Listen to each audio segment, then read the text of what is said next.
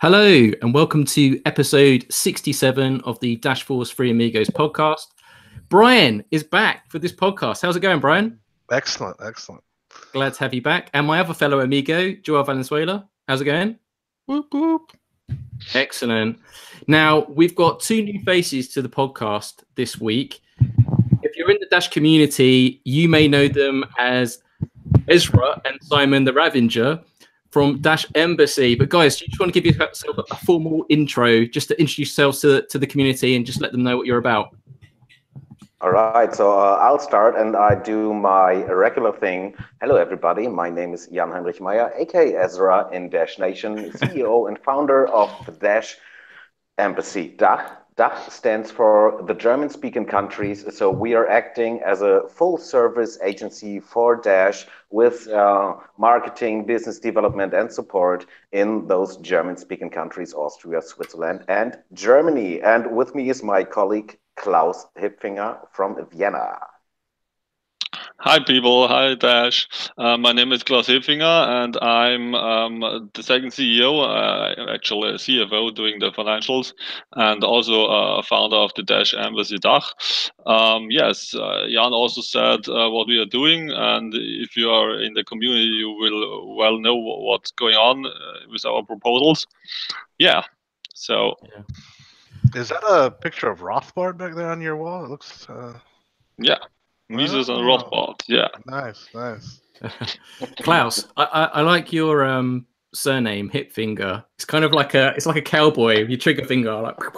Yeah, like that, yeah.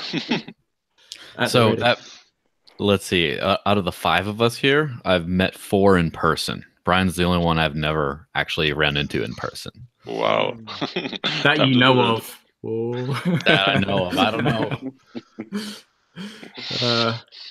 Right, so guys, we've just had a proposal cycle just finished, and that was a stressful voting cycle. Let's not get into the drama. The emotions are still running high, but let's just focus on Dash Embassy. Let me just say about the proposal cycle is Dash Force had a proposal in, still does, and it had very little friction or problems passing, which usually is people stress out when they have their own proposal in for passing.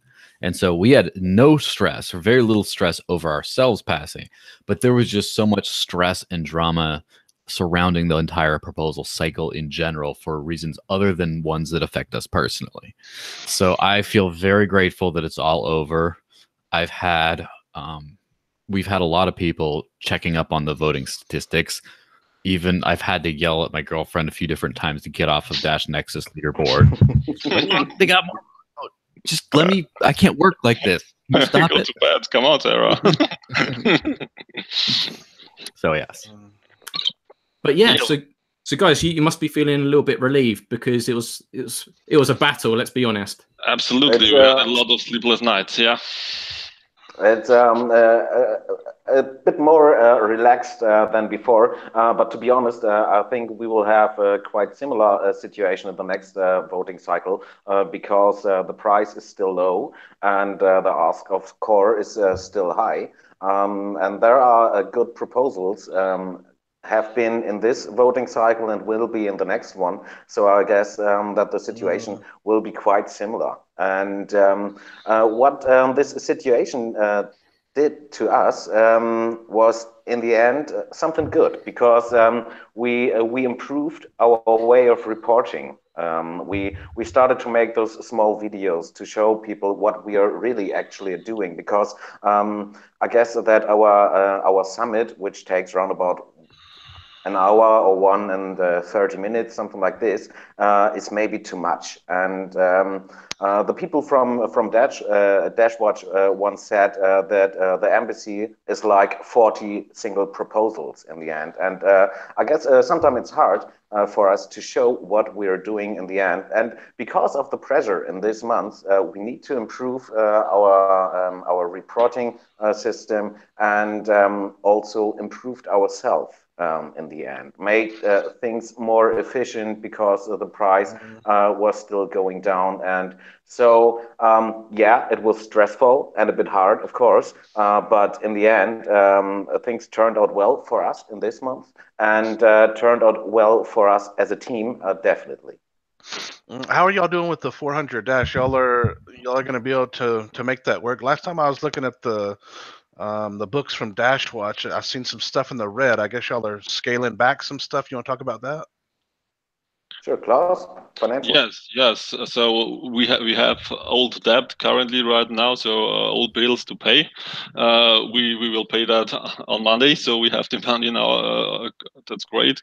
But we also scaling down. So a lot of projects we would like to do, like a bigger roadshow, more meetups, more conferences, all like that. So we scale it down, bring that down to efficiency, just do what is needed, what is the most efficient for Dash, and what also keeps our functionality working. So we do a lot of integrations, a lot of talks to companies, and that doesn't cost any money. That costs some flights, some train bills, but that's it. So there is more important to invest that in our employees, in ourselves, and to scale down all these expensive conferences. We were at the Crypto Valley conference in Switzerland, for example, in Zug. That was a really important conference. We did a lot of great business contacts, and they are playing out right now. So that need a few months. They come back to us. We negotiate with them, then we go back to them, and it plays out now. This was an expensive conference, for example, but it's working right now. So we don't need conferences for us right now. We do all the contacts, we do the integrations, and scale up the efficiency in these places and bring down the costs. Yeah, that's important for us to be efficient for you, for the network, and in hard times we have to do that. We are a company. Have to be efficient. Yeah. And in addition to that, just a short one, we promised to visit 20 conferences until the end of this year. And because of the position we created and the branding we created with Dash Embassy in Germany and the media coverage we reached for Dash, now it's a lot easier to attend conferences just as a speaker. So I got asked, for example, by the Frankfurt School of Finance to go there and take part in a panel discussion and speak there with a 20-minute slot. Things we have paid before. And now they're asking us to come there and to be part of it. And it's a bit weird because we started all this PR stuff in the beginning of this year, and now conference or event organizers are using this silly face here to advertise their conferences. And this is always when people say, yeah, no, we don't need this PR stuff. We don't need those conferences. So we are doing those conferences to get in contact with interesting businesses, so like Saifu or like the Turkish people yet now, and different other projects and networking that happened out of those conferences, and the PR stuff helped us to get recognized and to be taken as serious. So now I can enter a room at a conference. People are looking at me and say, "Oh yeah, that's the Dash guy. Dash is here." And this is making things a lot easier. But now also there are the fruits we can have now because we did it before, and we can be more cost efficient on all this PR stuff and all this conference stuff because we have been there raising the flag and showed our faces. Can we just take it a step back? Because sure. I'm just aware that there'll be people listening to our podcast or perhaps watching this that are fairly new to Dash. And we've been talking about the treasury system and what's happening right now. Do you just want to just briefly explain what is the Dash Embassy and how you guys got started and what made you want to get started? I think that's an important thing that we should probably start off with. Okay, cool. I started the romantic story, yeah. Later on. Wait, it will take some time. It will take some time. Are we allowed to drink in this podcast? Yeah. All right. Okay. Just wait. So, in September of the last year. So for around about 360 days ago, I quitted my job. I was working at a marketing agency, and they wanted me to be a partner because I brought a big deal in that company, and they said, "Hey, guy, yeah, now you should partner with us and earn those fruits." And I said, "Yeah, great idea, but guys, I need to quit." And they said, "What? Why now?" And I told them, "Yeah, because I got in this Dash thing, and I started to learn about Dash and our whole financial or monetary system some years before, and then I thought it's more important to tell people in which kind of system they are living in and educate them that there might be an alternative solution or way to live." And then Magno, aka Fabio, talked to me. I knew him from some Steemit meetups before, and said, "Hey, buddy, I need someone supporting me at a conference in Frankfurt. I'm going there for Dash, and let's do a proposal together." So this was the first proposal. What was a success, a great conference there, and I made some more conferences. And then in November, I guess, I thought maybe conferences are not enough. So we need to do a bit more. Maybe we need to go into the media. And I thought, okay, conferences and PR, this is something I can cover as one person. And then I thought, okay, when people are reading articles about Dash and about this whole cryptocurrency thing, what will happen next? They will have a look in the internet, maybe Google search, and then they need to find a source and maybe also people they can get in contact with. Maybe they need more events, smaller workshops or meetups they can attend, or something like the roadshow we are doing now, where they can just go and inform themselves. And this was the first step for creating an embassy. Meanwhile, I got to know Klaus, and we started to think, okay, what's also necessary? Yeah, maybe all this integration stuff, and put chicken and egg in one place and educate people. So this was the idea for the embassy. Just bringing Dash to the masses. So. Yeah, also a very romantic story. Jan did the did the meetup in the house of Nakamoto in Vienna in November. The same week as I met Joel, because he was here in Vienna doing the Freedom Conference from the Students of Liberty, was it? Yeah, Students of Liberty Conference. Yeah, we were, and it was the first time I met Jan here in Vienna doing the House of Nakamoto. It was a great event, full house, awesome. And the next time we already met in Frankfurt with the lawyers, discussing how to found a company for Dash. And the third time we were with the lawyers to found the company. So we just met 3 times in person. We did all the stuff online via Discord and so on, and briefly decided to found the Dash company the third time we met. And we laughed today about that. My girlfriend always said, "Wow, that was a pretty fast marriage, huh?" And you didn't sign the papers in Las Vegas or anything. Yeah. No. All official stuff. Yeah. So the majority of our YouTube audience is based in Northern America. So do you just want to explain how mainland Europe cryptocurrency adoption is slightly different? Is there like a different approach, or is it just same as everywhere else? I totally can't compare that directly because I don't know the market in the Northern American countries.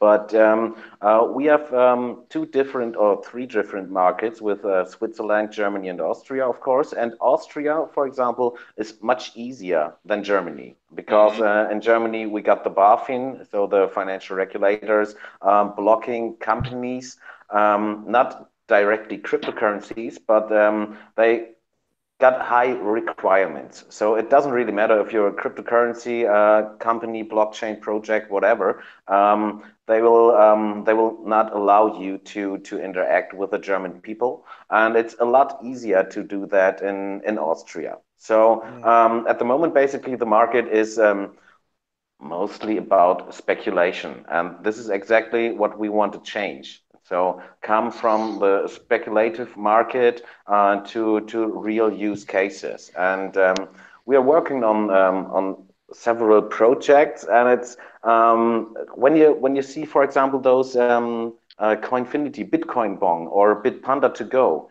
So there are 5,000 merchants selling cryptocurrency vouchers in Austria. And there are around about 100 ATMs in Austria. And Germany, we don't have just only one ATM. And we have only one licensed exchange at the moment. It's also a lot easier in Austria. But on the other hand, we got big players like Stuttgarter Börse, so the stock exchange of Stuttgart. It's the second biggest in Germany. And they will come up with a cryptocurrency trading app in autumn. And so if this player moves to the cryptoverse, I think this has impact. So of course, yeah, there are some exchanges in some countries, but if the Stuttgarter Börse enters the market, I think there will be it will make a difference.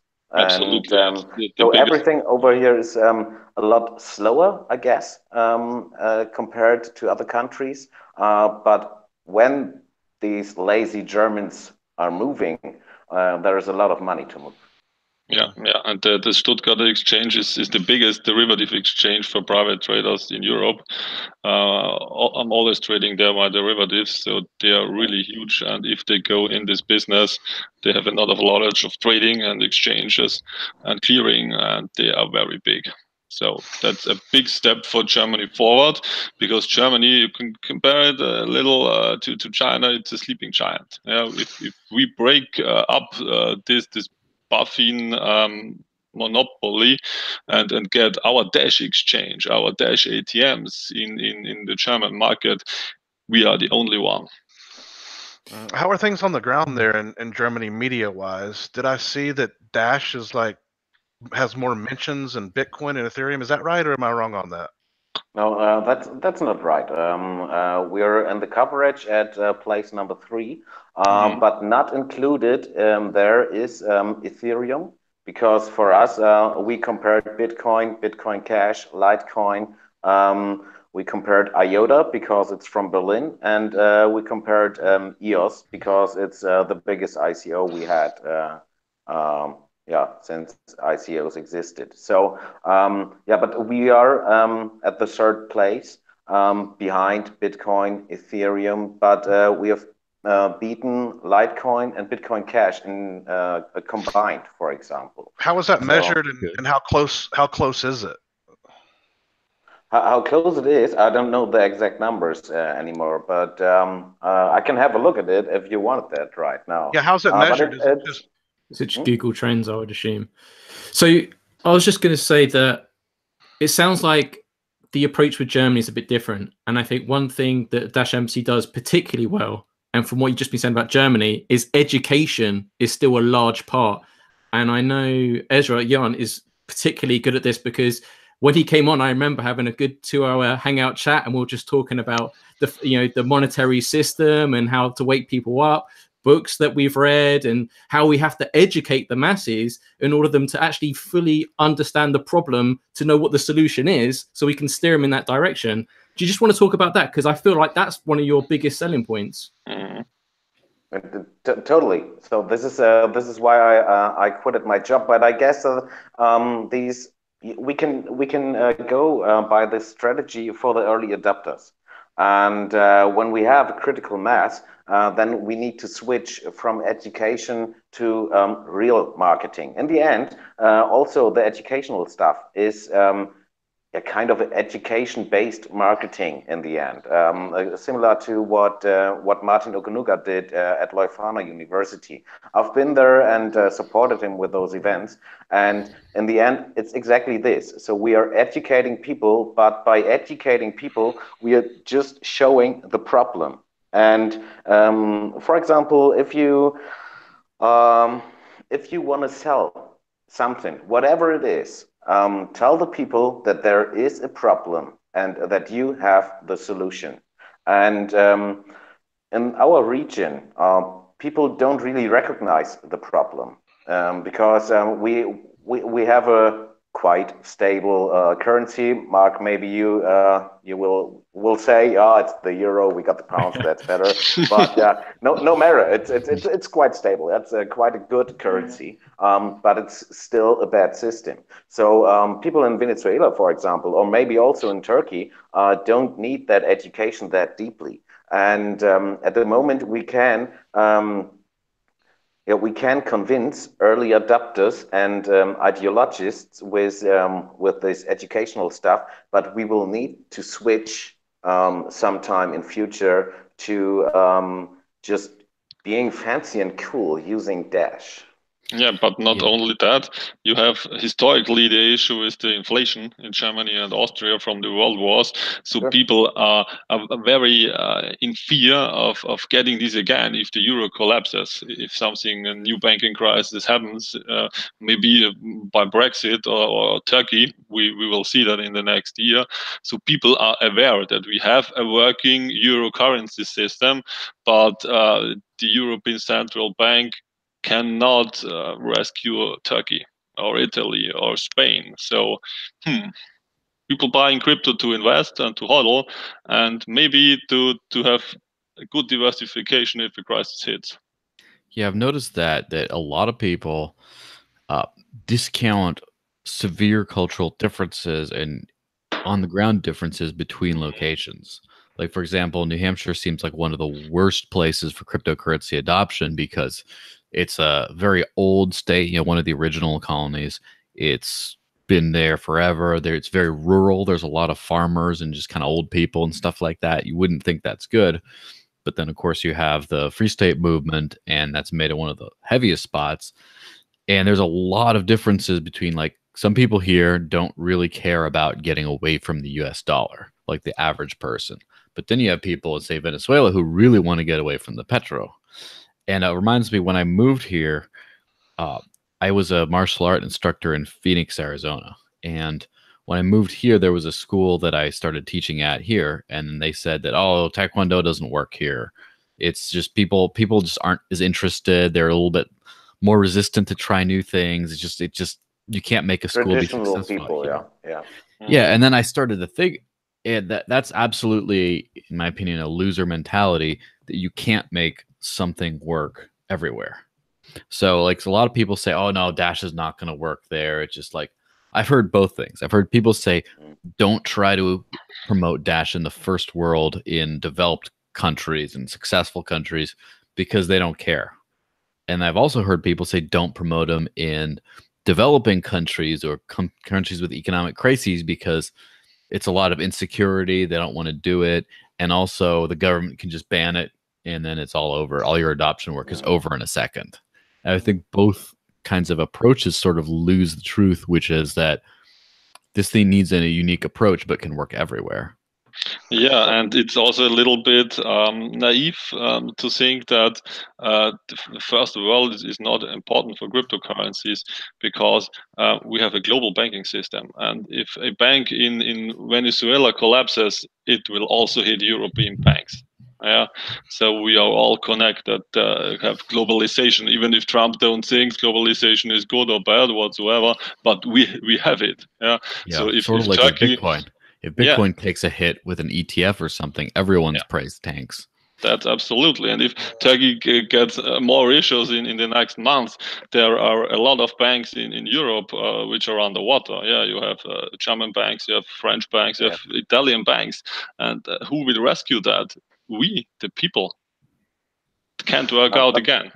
I think you said that we are having a global financial system at the moment. And I don't really agree, because we got around about 50% of the whole population not connected to the international financial markets and also all the other markets. So by just wait, sorry, I need to plug in the power because this thing is getting empty. Okay, by just promoting Dash in developing countries or emerging markets, however you call it, you will just help the one side, but they need to interact in the end with each other. You want to have global trade, global transaction, not only of money, but also food and everything else that can be bought somewhere. And imagine that maybe Africa and South America, they are all using cryptocurrencies, and then they want to interact with, for example, the United States, and they need to go back in the dollar in a centralized monetary system. It would be way easier to just have one currency all around the globe, like we had before 1921 with gold. Before the gold standard was broken, we had an international currency. So in some places of the world, it was called dollar. In some, it was pounds or whatever else. And in the end, it was just all gold. I'm really pleased that you mentioned that, because there was big news this week. So some of our viewers may not be aware, and I'm hoping you can comment on this. So the news that came out this week in terms of economical and finance publications was that Germany has come out and says that they want to end the SWIFT payments because of US dominance. The German foreign minister basically said he wanted the EU, European Union, to free itself from dependence on the United States. I don't know if this is due to all the trade talks, but there's very high tensions within the European area at the moment. As you guys mentioned earlier, with the situation with the banks at the moment being underwater, I think the majority of us here can remember Cyprus and Greece in 2013 and the bail-ins. And what I think is really interesting is that you've got people like Tone Vays that mentioned the 2013 Greece-Cyprus issue as what that got him to take cryptocurrency seriously. And that was the same for me as well. I was aware of Bitcoin, but when that Cyprus thing hit in 2013, Cyprus is like 0.1% of the European Union, and we saw the Bitcoin price to shoot up to just like a rocket. And then I just realized, right, okay, this isn't just a nerdy geeky thing. This is serious. And we learned as Europeans firsthand, seeing what's happening there. It wasn't people bartering with gold. It was toilet paper. It was cigarettes. People were really suffering. And the baby boomer generation typically, traditionally, runs to gold and silver assets. But this time, it didn't work. So the interesting thing now is we're on a much bigger scale. And as you both rightly say, we can't bail out countries, multiple countries failing at the same time banking-wise, because last time we borrowed from future generations to solve the problem, and it didn't solve it. It's just kicked the can down the road. So my question to you is that I almost feel like it's inevitable. Something's going to happen soon because it can't be repaired. But maybe this is just the gateway thing that we need to happen, the event for mass adoption in cryptocurrency. What do you think about that? This is for Armageddon, so Klaus, maybe you should answer that. Okay. Getting away from the SWIFT system doesn't change anything. It's just a ego thing from the European Union to say Trump is attacking us. We want to go away from SWIFT, like Russia and China is doing that, and it doesn't help the banking system in Europe. We are a global banking. We have a global banking system, and like we saw it in 2008, 2009 U.S. Banking and mortgage crisis. The Federal Reserve Bank gave almost $4 trillion to the European banking system to rescue the Deutsche Bank. So in fact, the biggest German bank would have crashed the euro in 2009. So the SWIFT system is just a centralized payment system, the backbone that changes nothing. We have to have a global free banking system, like Mises and Rothbard always supported that, to have a 100% backed banks and not 1%, which we have in Europe and the US. Or we use an alternative global currency system like Dash or Bitcoin. And maybe a lot of people say we need a multi-blockchain universe. So it's your own decision what you want to have as your personal global currency. Just choose it and trust it. So who do you see as the most vulnerable economic actors in the German-speaking regions of Europe to financial censorship? So, for example, what was that again? The Deutsche Bank is the bank who is most in trouble. And if it goes bust, Commerzbank auch. Commerzbank is the second, and Deutsche Bank and Commerzbank. I talked to a good friend on Wednesday. He's a trader, and he told me that Deutsche and Commerzbank will, in a few days, fall out of the DAX, the German Stock Exchange Index, and that's catastrophic. They are old institutions. Yeah, Deutsche Bank is one of the most traditional companies in Germany. They were for 150 years. They were a Jewish bank, and they sponsored the building of the railroads in the US. Yeah, so they are a pretty old company and a very good company. They always were, and now they don't earn any money because of the zero interest rate policy of the central bank. They are openly and public an enemy for the European Central Bank. They're always saying, Mario Draghi, stop this zero interest rate policy. We need to make money because we give credits and we don't get interest rates. So where do we earn our money? And even the German state cannot rescue the Deutsche Bank. Impossible.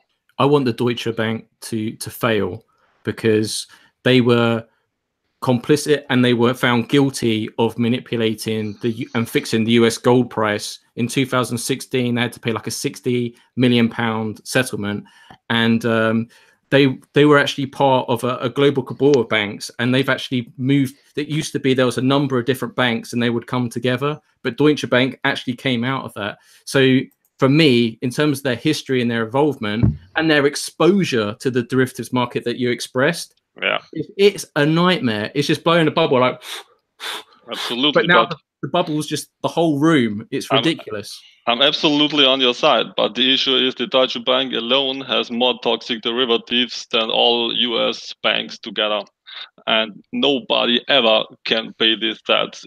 Even if the whole mankind pays for the next 1 million years, I don't know. It's not repayable. So it's our job, in fact, to build an alternative financial system side by side to the current existing system. And then when all this stuff fails, we just switch. That's interesting. I think not only Deutsche Bank is a bad player, because every other bank in the world is doing quite similar stuff. And Mark, you said you want them to fail, and I think that they already failed in Q1 because Binance made more money than they did. So this for me, this was a great sign. And I've been at the DZ Bank, so the second biggest banking group, I think 2 or 3 weeks ago now, and I had a short talk for around about 10 minutes there about cryptocurrencies, and this was kind of my key argument. So I told them that cryptocurrencies don't need banks, and that we totally don't need them. And I asked them, so just guess, who are the players in this cryptoverse when the banks are not? And I showed them that Binance made more money than Deutsche Bank, and they all were like, "Whoa, okay, weird." I showed them that that Circle is the owner of Poloniex now, and they've been like, "Oh, well, okay, Goldman Sachs, get it." I showed them this Stuttgarter Börse thing, and I told them that the House of Nakamoto, they are starting stores for cryptocurrencies, that they are starting that there are companies starting ATMs. So a parallel universe of ATMs for money, which are almost doing the same stuff. You could just use your old machines and be part of this development. And I had so much fun over there. It was so great to just go there and say, "Hey, you are sleeping, and you're just not doing anything. Do you remember PayPal? Do you remember instant transactions? So where are you guys? So you're just doing nothing, and we don't need you." So they invited me to lunch. It's insane. So can I assume that, have you guys heard of the Jubilee debt campaign? So basically, just to write off the debts, start from scratch, and just say like, okay, let's all agree just to write off the debt and just start off. In America, it's often penned as a currency reset. Let's just reevaluate all the currencies to get to the same situation. But I think it's gone too far down the line now, hasn't it? It's just it's just not feasible in my eyes. No, it won't work. Nope. Because you have different. The old system will not say, okay, yeah, we're out. Yeah. Just take all the power. We are fine. That's okay. It's always this will not happen, and we can try to fight it. And in my opinion, a fight always leads to there will be losers, there will be some winners, but there will just be a lot of pain in the end. And that's why I think that we should talk to those people, as I did at DZ Bank, show them another solution, another way, show them maybe also a cryptocurrency with which they can't do the stuff they're doing at the moment. And so we change the system from the inside. And those institutions will transform and maybe in the end just be gone. But just a vision. Yeah, that reminds me of the one of my favorite people to listen to watch YouTube videos on is Chael Sonnen, who's an MMA fighter who was sponsored by Dash before, and he's got a lot of insight into not just that industry, but into industry in general. And he's talking about negotiation, about how when you're doing some kind of a big aggressive public statement type thing, you don't want to leave your opposition with no way out. You want to give them an out. You want to give them a solution. So you don't want to just say, hi, banks, hi, financial institutions, hi, guys, we're going to kill you, so better start making your prayers. Yeah. Instead, prepare and be our enemy in future. You don't want that. No. Yes, you can instead say, look, we're going to make you guys obsolete, but you can pivot and start using cryptocurrencies and start getting involved in that. And then now they realize that, yes, they are not in a position of power, but they have something to gain by not fighting you, by joining you instead. Yeah. So even if their power is smaller after they join the crypto revolution, they still have something. You're not trying to destroy them completely, because then they will try to destroy you, and it'll be a lot harder to get something like this used globally. It's the biggest lobbying party we got here, I guess. And so I can do as many articles as I want and educate people about the truth. They will still be trusting companies like Deutsche Bank. They had 3,500 Strafverfahren. What's the word therefore, Klaus? Lobbyists? No. It's Criminal procedures. Yes, so they had 3,500 criminal procedures parallel, and also the crisis. And people, they are still trusting them. So I can tell people whatever I like. If these guys want to change their minds, they will be doing it. And if necessary, they will just... I think you know what I mean. Yeah, but that's also very different to Germany and Austria, for example. I'm on Joel's side that we don't totally need to destroy the banks. They just need to scale back and transform and do the services they did before. They help the people to get a credit for good interest rates, not for high interest rates. They told the people what's a good investment, what's a bad investment. Yeah, help people just saving their money and getting a house, for example, and not sometimes they help them. Yeah. And I'll tell you something about the Austrian banks. Austria is from the legislation, from the state side, crypto positive, but the banks, and especially the central bank, is extremely anti-Bitcoin. Our central bank governor, Novotny, a socialist, is a very old ECB governor, He will leave that very soon, and he's totally anti-Bitcoin. And he tells all banks in Austria to cancel the bank accounts for crypto companies. Two friends of mine founded a mining company 6 months ago, and after 2 months, the bank said, "I'm sorry, compliance issues. We have to close your banking account in the next 8 weeks. Please go to another bank." But the other bank in Austria says the same. So they take they take from the crypto companies essential services like a bank account. Yeah, which is pretty funny if you think about it, because the entire point of cryptocurrency is to not have to have a bank account. Yes, Here but as a short company term, in Austria, you need to pay your taxes. You know, you need to have this for the state, and so it's essential for a business here. You have to have a single It's a bank cool account. vision to. It's a cool vision not to do all that stuff. But my mom, for example, she will want someone to store the money at. So, for example, we can solve this with multi-signature wallets. So she got a key, the bank got a key, and another third party got a key. And to do a transaction, if she loses her key, it's not that everything is gone, and she won't have any access to her money.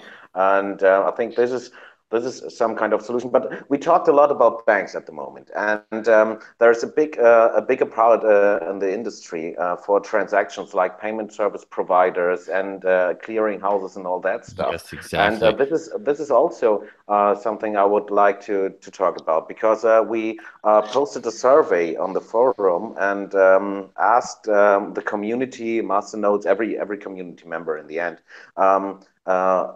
on the one hand, what they would prioritize in our current situation with the low budget we got for the Dash Embassy DACH, but also what they think about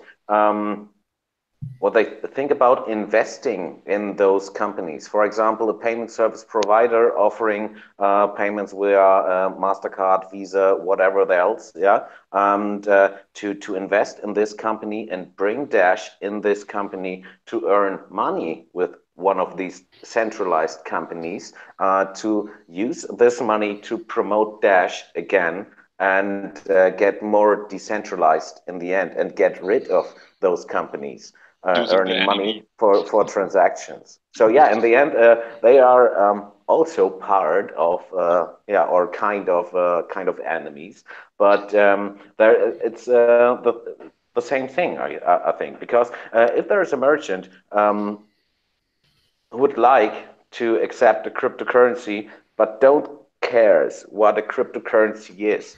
They just think maybe, oh yeah, cryptocurrency, this is fancy stuff. I would like to add this to the payments methods. And I don't care about integration. I don't want to do it myself. I don't want to do nothing. Then they can just talk to their payment service provider and say, yeah, I'll do this check mark, and now I'm accepting Dash. So this is also like working hand in hand with the centralized companies that we want to get rid of. But I think it's also necessary to do it to get real mass adoption. What do you guys think about that? I think it's great. I've still got the banks in my mind. I just wish people would understand from a global perspective that cryptocurrency is actually the peaceful solution. We can talk about currency resets, we can talk about writing off the debt, but then that will create trade wars and countries competing with each other, national resources, and even maybe you start military wars as well. So I even think, so from talking from a merchant's perspective, thinking, you know, blockchain, cryptocurrency is a buzzword to try and take advantage of the buzz, I think it's just a kind of a side product. I think there's the bigger problem at hand. And I know it comes back down to the education stuff again, but it's kind of like, we need to let people know the bigger picture for them to actually understand that issue. And if people actually understood that cryptocurrency is that peaceful solution, because if there is a financial crisis just around the corner, that this is a way out that we could utilize, not just for merchants, but, you know, people, preservation of wealth, everything that comes with it. So although onboarding merchants is essential for us at the moment to expand and grow. I think in the Western world, where we still have a decent living standard, I think it's going to be really hard to get that message through to people. However, we have to keep banging that door. So it's going to be really difficult to onboard merchants, even just showcasing the advantages that we have. Yes, there are benefits to do that, but obviously in countries like Venezuela now, there are necessity really from what's a lot easier there. Yeah, sure. yeah. So it's sure. They feel education there, and over here, people just don't care. They don't care about the financial system because paying them too much in the end. So of course they're losing their money a bit, but it's not that much, not that hard that they really argue about it. And you can do this educational stuff on a ideological base. Of course, there are always people interested in the processes in the world, and that want to find out how the world really is, what everything is about. But there are also a lot of people, they don't care about what is in their food, what's the money system, what's about climate change, or whatever else. And these people just can't be attracted by some image stuff.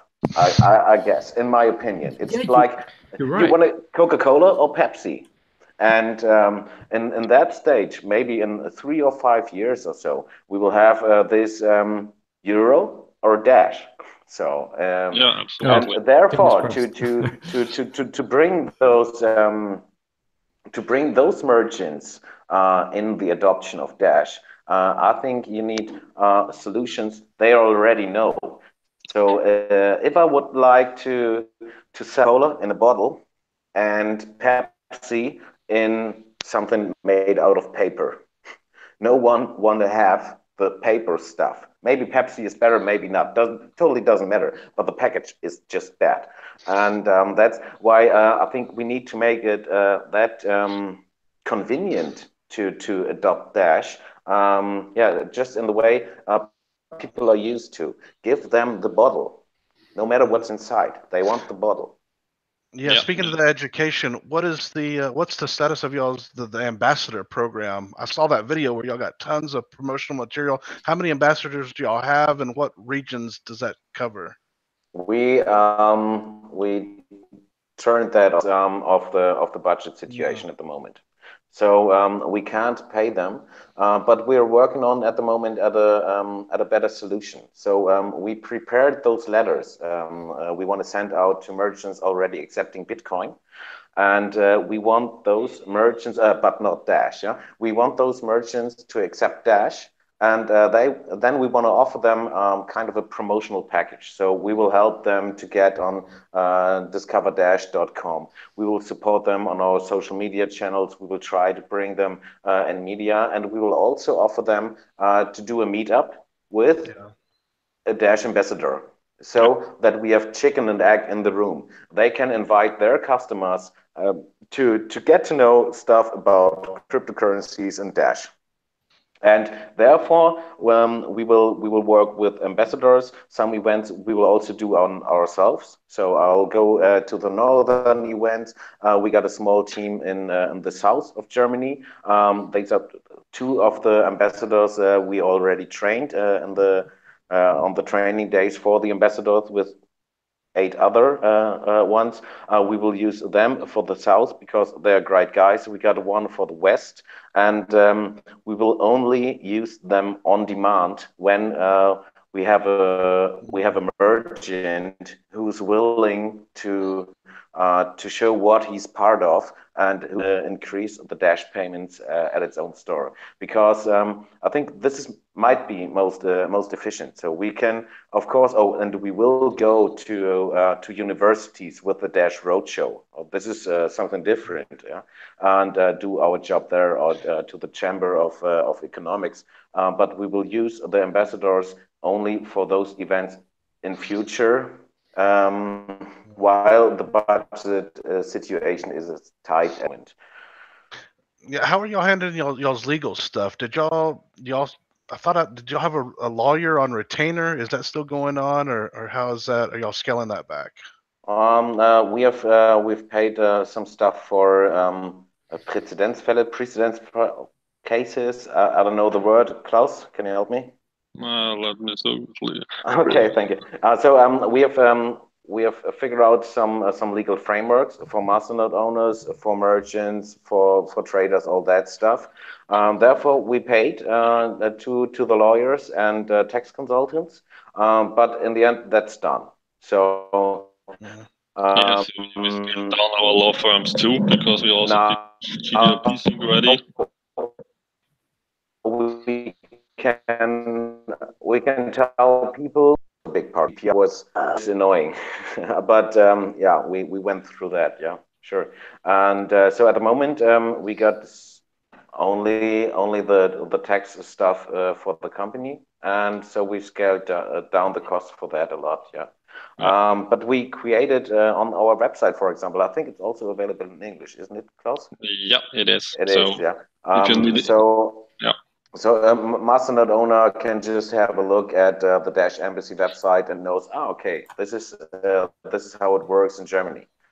And if they got a question, we can forward them to a tax consultant who knows what a block reward is, for example. So, and me myself, I'd 4 tax consultants, and now I'm working with one from our network, and yeah, they just understand what you're talking about when you're talking about blockchain, cryptocurrencies, and all that stuff. And money for tax consultant willing to solve my issues, but yeah, they just made it worth.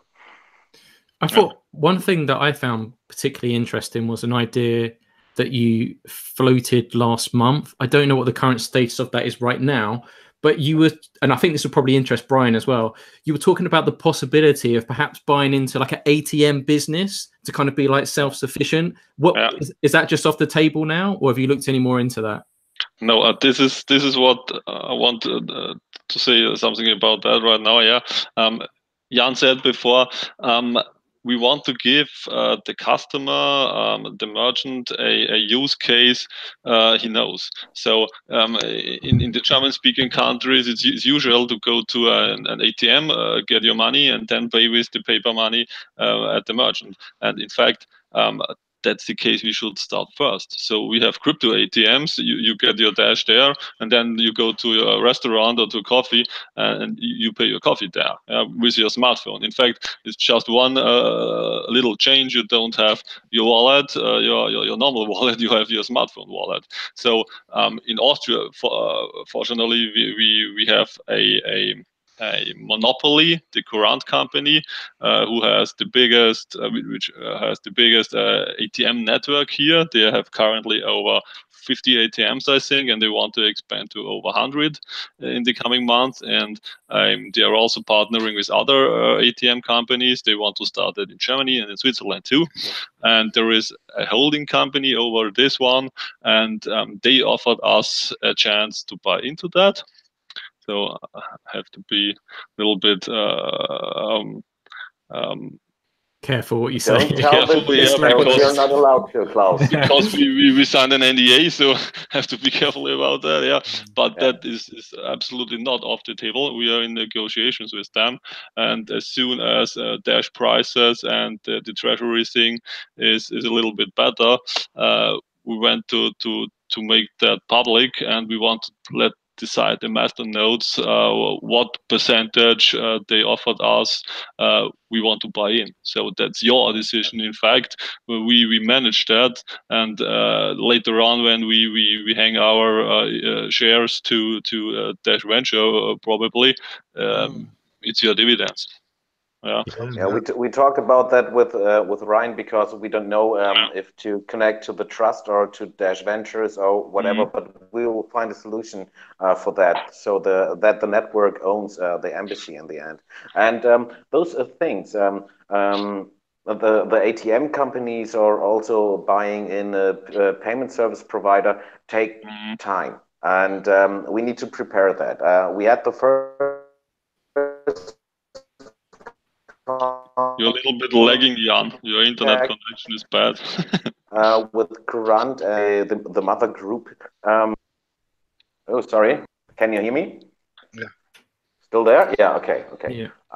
So we had the first contact with the ATM company early this year, and so now we're at the state where we figured out, okay, how could this work, the currency company together? What are the chances, are the advantages for both of us? And so now we need to, so we are working on this and forming the details, and we will publish more about that to the network when it's possible.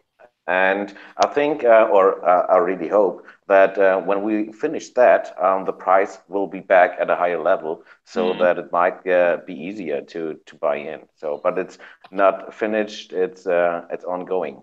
It's a process. It takes time. I think it's exciting. It's about buying a company, huh? Yeah. Well, look at what's happening right now. So we've got Neptune Dash that is it's been publicly traded company. People can buy into it, and they're using that money to reinvest and buy more masternodes.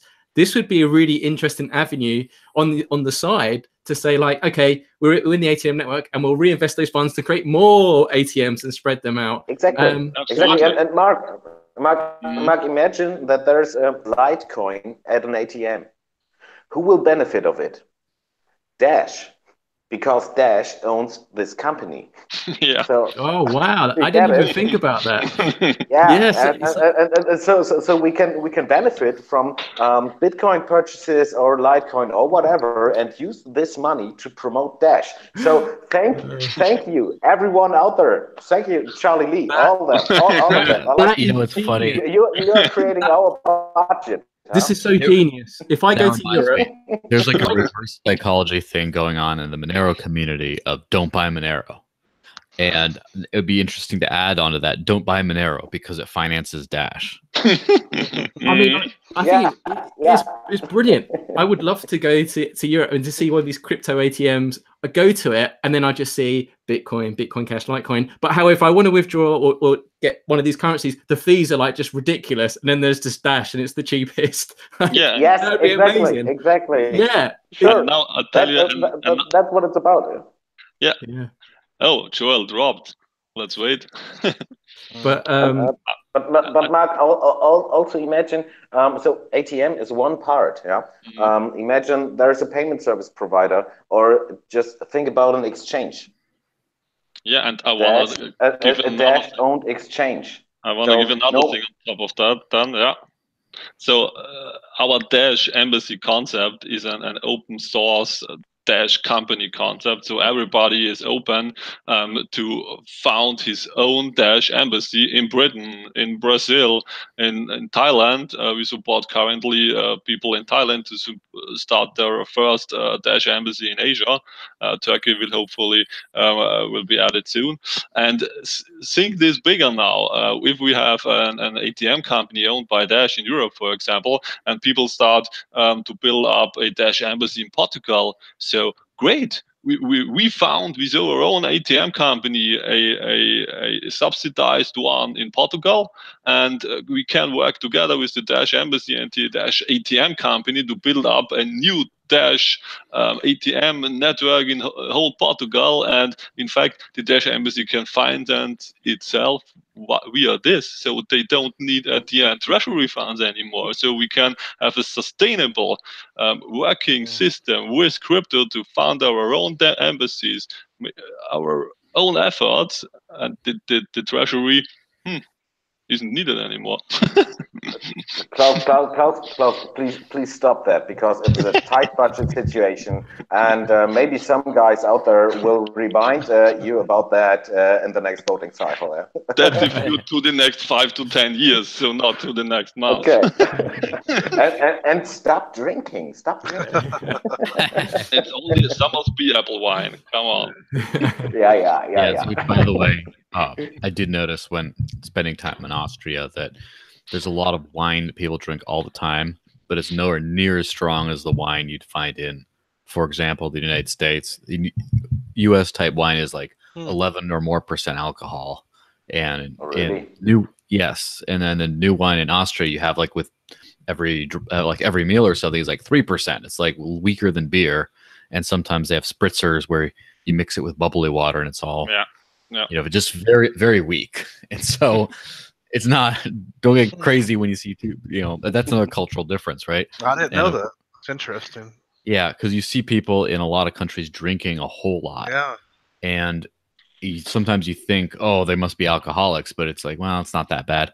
One of the most popular drinks in France is something called a Monaco, which is 2/3 beer, 1/3 something like 7-Up, some kind of like a lemonade soda, Right? and And a little bit of grenadine syrup on top. And it's all red and bubbly, refreshing. It's a good drink, but it's it's like watered down beer a little bit, so it's not that strong. You can have like 5 of them and still be okay.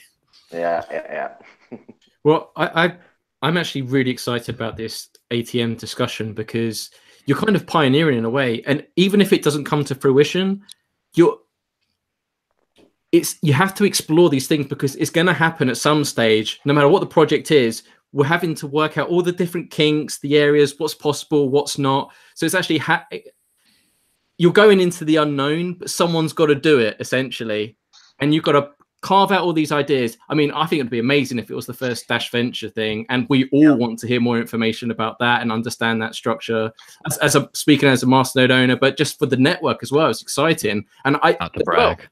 Well, no, it's just because I think if you guys are going out and you're speaking to banks or big businesses, that's that whole other avenue concept that you can bring to that is specifically unique to Dash.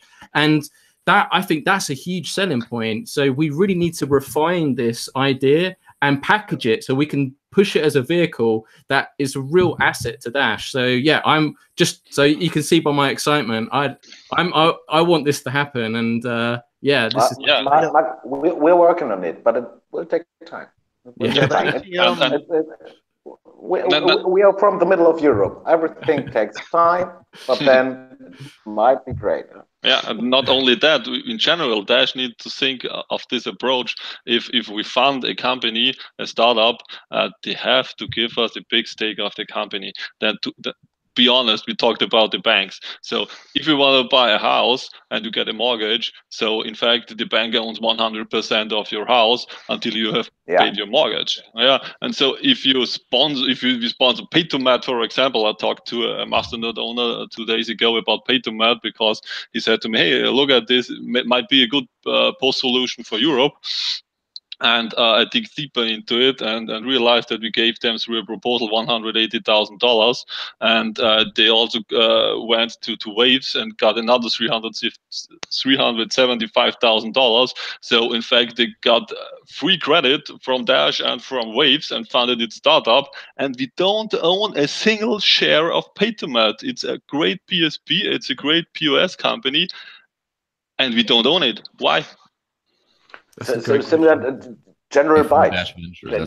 General Bytes was also supported with some money. Why don't we own this manufacturer?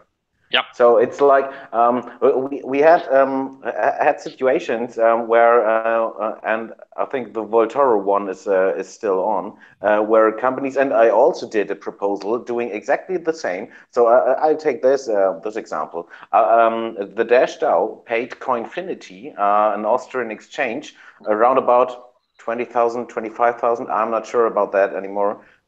For integrating Dash. I did that one time. And I will do this never again in future because we just throw money at them and we don't own nothing out of it. So it'll happen. Yeah. I mean, but that I think because into similar companies at the moment, and we can integrate Dash there for free and just set up a partnership and say, okay, when you add Dash, we will bring you new customers. We will add your service in our relevant set when we referral services for B2C or B2B, whatever it is. Yeah, the that sounds. ATM.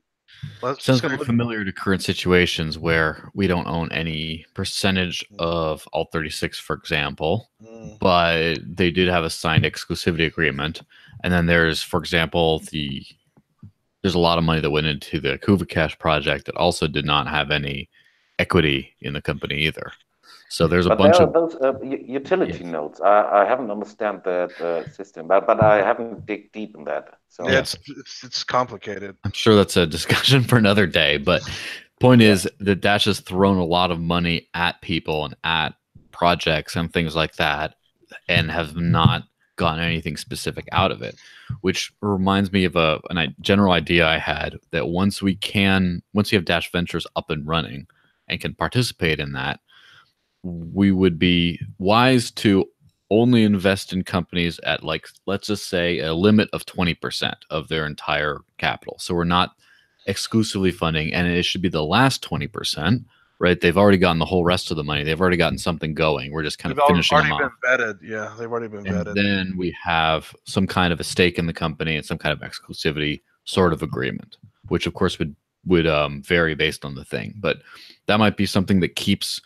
There's so many of these projects. You got Festi and Bitcard as well. So many that just eaten up tons and tons of money, and then there's just nothing. We're just kind of hoping, just like, please, please, please, can these guys not scam us, or can these guys succeed? And is Festi still running, or they just disappeared? They've got an ICO now. They got a white paper. Of some What sort. really? Oh my god! They got a white paper. Okay. Cool. Yeah. Like yeah, toilet paper is white, isn't it? Yeah, the ATM idea has been floated in the Dash community for years now, and I think it's a great idea. It would be great to do with Dash Ventures, because yes, we could collect fees on not just really small fees for Dash, a little bit more expensive fees for these other cryptos, but also fiat. I mean, it could be sure, you make a lot of money. It could be very profitable. Only that one of our advisors said. One of our advisors said, helping us with this ATM thing, that we also could probably do some other things with an ATM, a network, for example, if there is an ICO like EOS. So you can also sell ICOs over ATM networks and also profit from ICOs and get some money from that network and scaling it out. This is about listing. So an ICO have a problem to be part of an exchange, and when you offer them a listing in your ATM, you can get paid for this listing. But these are also internals, I guess. So, but one thing regarding Dash Ventures. So Klaus and me, we had a talk with Ryan some days or weeks now, some days ago, and. We talked about the trust, and we talked about Dash Ventures, and he said that maybe just Dash Ventures would fit us most, but maybe we should think about to create something similar like Dash Ventures, because when we add everything we got in our ecosystem to Dash Ventures, and Dash Ventures will get shut down for whatever kind of reason, everything's broken, and it's again centralized then. Yeah, so Dash Ventures is an implementation of the idea of the Dash DAO owning property, but it doesn't have to be the only implementation. Exactly. The Dash DAO as the New Zealand trust can own a few different entities. Dash Ventures, you can have like Dash Ventures 2, the Dash Ventures 3. Yeah. It should be for every company. I think owning part of for all shares, you should maybe have a single Dash Ventures everywhere. Yeah, so it's still decentralized, and this way we can create real autonomous companies all around the globe, owned by a network. This is mind-blowing, I guess. Yeah, and here's another idea. Do you remember Dash Cares, the thing that Danny Sessom was doing to do relief in Mexico and things like that?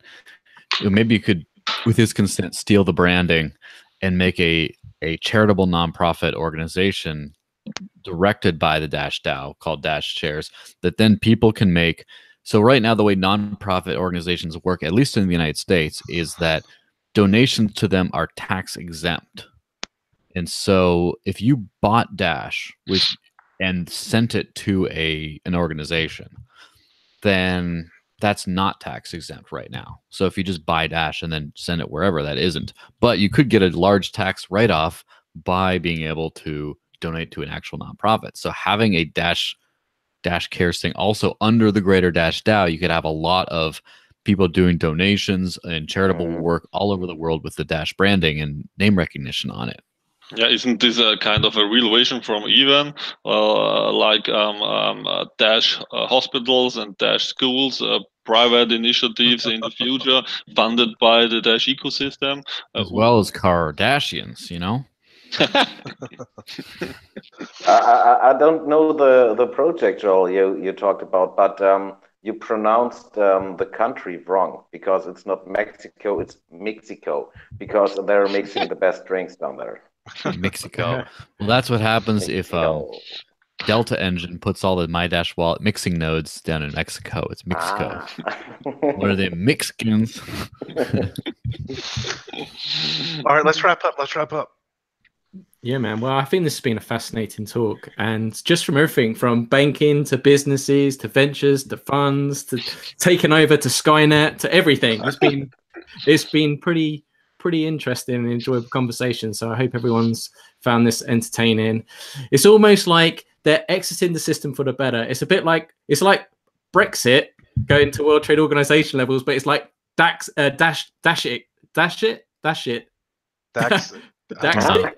it, yeah, because you're exiting the system for the dash it, yeah. But DASHIT, it's the shit. So yeah, right. So that was episode 67 of the Dash for Amigos podcast. And are there some questions from the chat? There are also every time questions from the chat. Nobody watched this, or nobody got questions. No, they got opinions though. A lot of opinions. It's been fairly active, but not much in the line of question. Just more comments about the ATMs, Dash Ventures, and a few. Because I have opened that on the phone, I can't see it. So what is the opinion in general? Can you do a summary, a short one? Because I'm really interested what people are thinking about those ideas. Well, someone said they disagree with the ATMs will not work well when the ish hits the fan, and it's counter to the idea of offering incentives for people to use Dash. But now it depends how you feel about it, because I see it as an onboarding tool. It's just more accessibility. I know some people that prefer to buy from ATMs. I know some people prefer to buy from exchanges. I know some people that buy from person to person. I know some people would like to earn it and not buy it. You need to have as many options on the table as possible to onboard. So it's all about accessibility to me. I get their point, though. I get their point, but yeah, there can be lots of profit made off of it, and it helps to onboard. It's double-edged sword. And I also understand that opinion, but ATMs are not only about the access. They are branding, so they are increasing visibility if they are branded in the right way, and this is what we should do with those ATMs owned by a Dash company. And they are bringing trust, because if you hear about something on the internet and this digital money, it's just in the internet. But when you can see it in the streets, then it's getting part of your life if you want it or if you don't want it. It's like just a branding, and you will be aware of its existence, and it's there, and you can access it directly. I think this is the biggest advantage of ATMs. They are there, and they are it's live. Anything else? Mainly just comments, not questions. Yeah, as in like fascinating, good chat. All right, wrap it up, Mark. Wrap it up. Okay, yeah.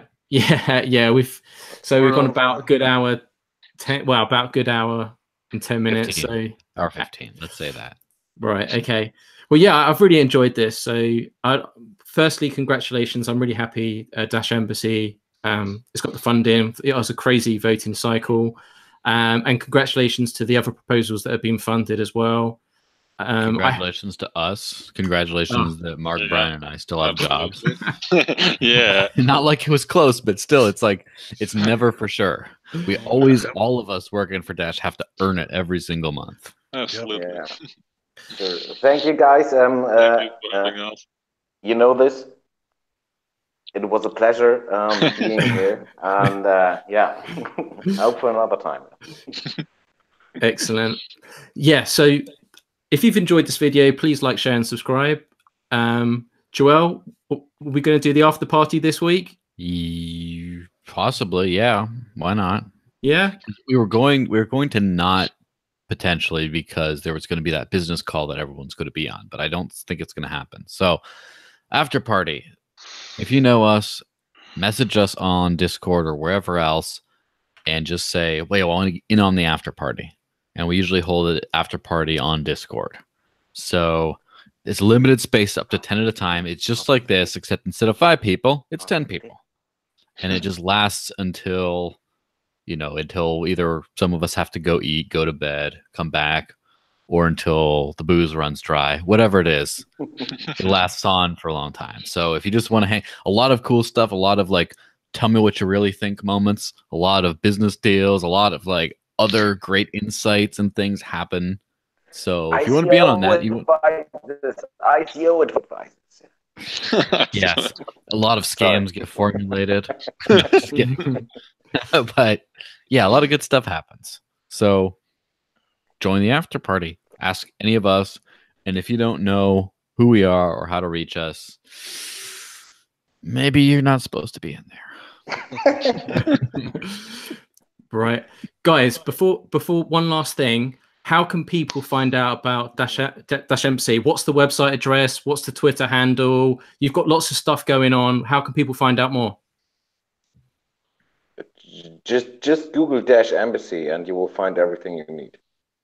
we got a quite good zero ranking right now.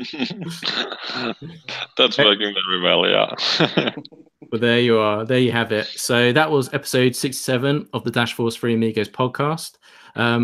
Please make sure you like, share, and subscribe. I hope you found this to be informative. Have a fantastic weekend. And as always, stay positive, stay humble, and stay dashy. Yeah. Your sense of timing is impeccable.